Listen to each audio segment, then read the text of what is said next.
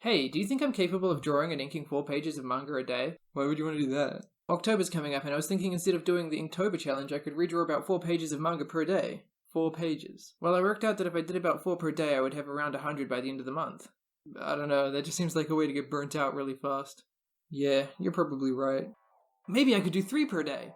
I ended up deciding to try and do 1 page per day, because it's a lot more within my capabilities. Some of you, or none of you, may be wondering what made me want to do this, and the reason is basically just, I watched Bakuman. There's a part where one of the characters decides to try and replicate 100 different pages of manga, both as a test of his skill and to learn the techniques of other creators.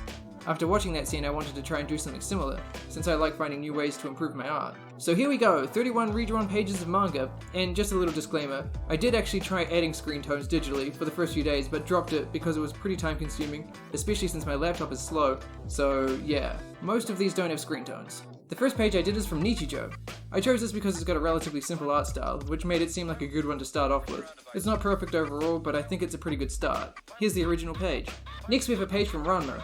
I was still getting used to the scanner, so it's a little wonky. The original does have these trees in the background that I didn't put in, mostly because I was still getting used to inks and it seemed hard.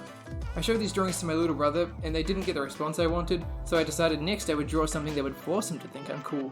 Oh wow, Pokemon, that's really cool. Now I want to draw manga. Here's the original.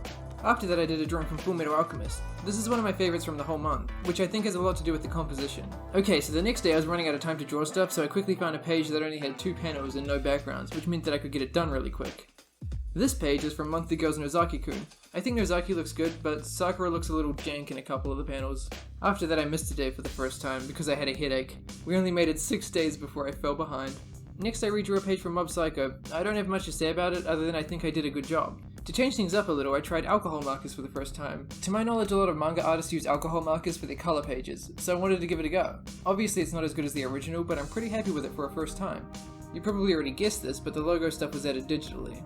Anyway, since I liked my Fullmetal Alchemist page, I wanted to give it another go. I don't think this one is quite as good, but that's okay.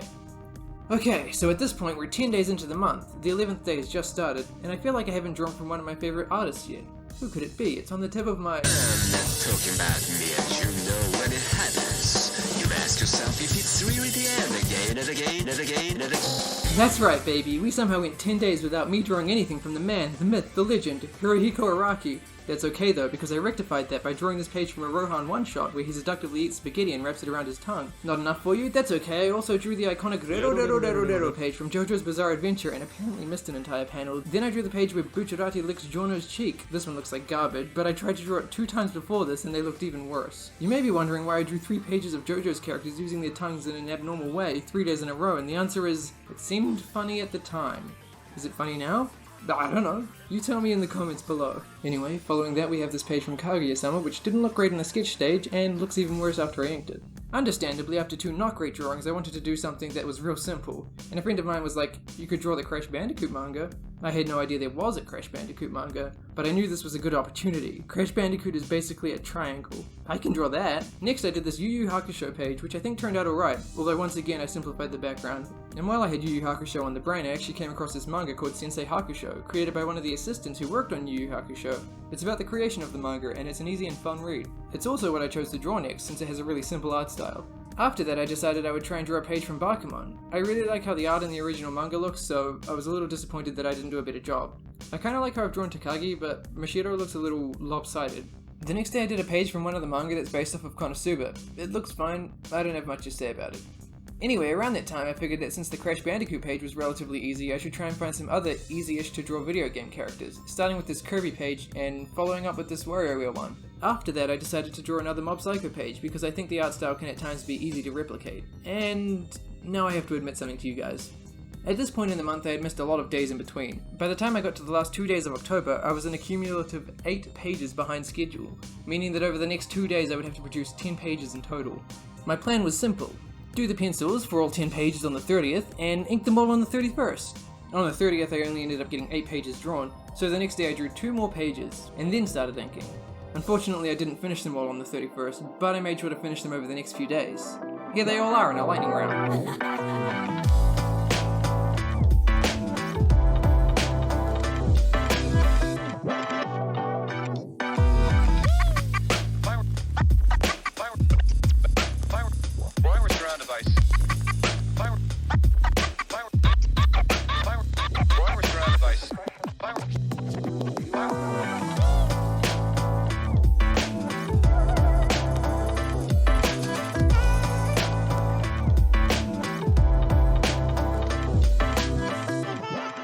did I learn from this whole thing? Well, first of all, I learned that I don't currently have what it takes to be a professional mangaka. I also learned that I'm still as bad at time management as I was when I was a student.